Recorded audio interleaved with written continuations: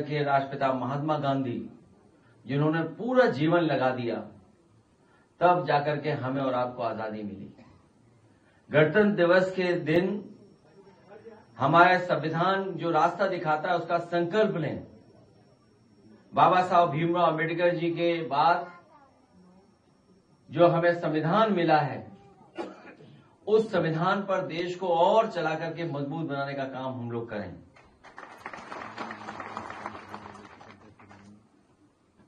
साथ ही साथ ये भी संकल्प लें और हम देखें कि हमारा देश कहां खड़ा है दुनिया के सामने। जिस समय आजाद हुआ देश और आज इतने आजादी के बाद हमारा देश तुलना में कहां खड़ा हुआ है।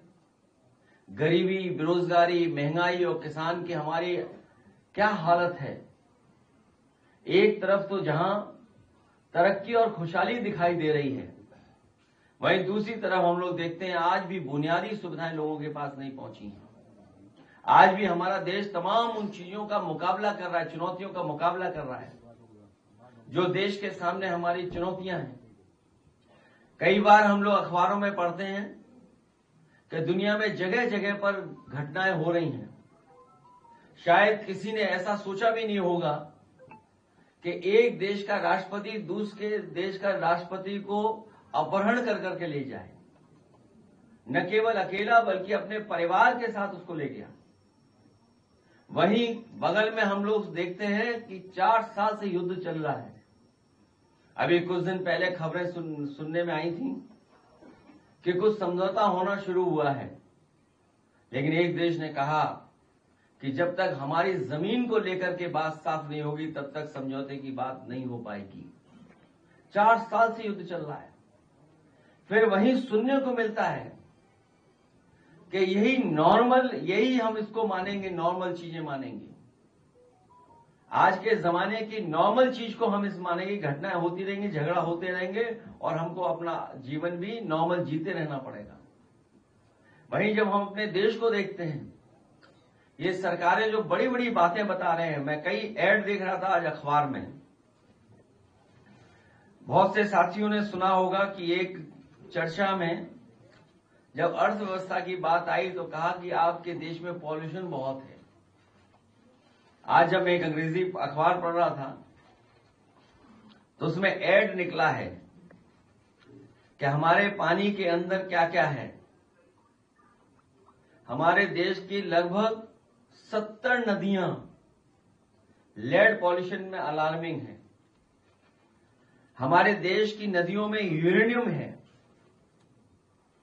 जो ग्राउंड वाटर के सैंपल आते हैं उसमें यूरेनियम निकलता है।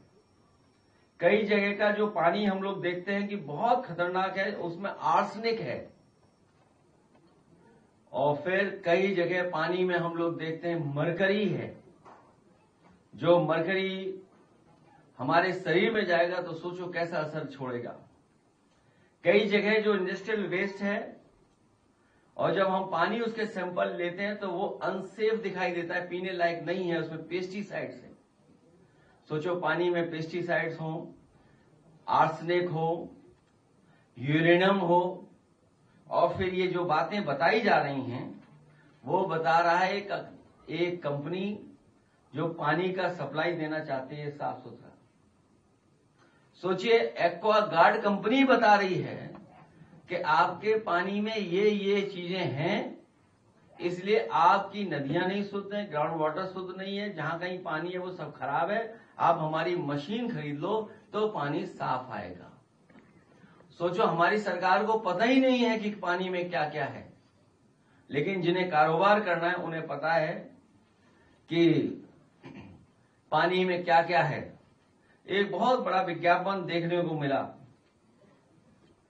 और वो अंग्रेजी अखबार में जो लिखा है वो लिखा गया है कि एक कदम हम उठाएं, आगे बढ़ाएं कदम और भारत को सोने की चिड़िया बनाएं। सोचो, सोने की कीमत आज क्या है बाजार में। अखबार में विज्ञापन है कि हम सब लोग मिलकर के भारत को सोने की चिड़िया बनाएं।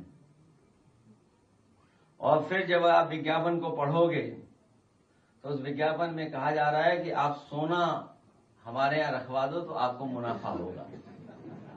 ये जो आप सोना रख रहे हो 25,000 टन, ये भी विज्ञापन ले लो आप। तो ऐसे बहुत सारे आज के अखबारों के मैं पढ़ रहा था, देख रहा था, तो ऐसे कई हैं विज्ञापन या कई ऐसी चीजें जिन पर हम लोगों को चिंता व्यक्त करनी।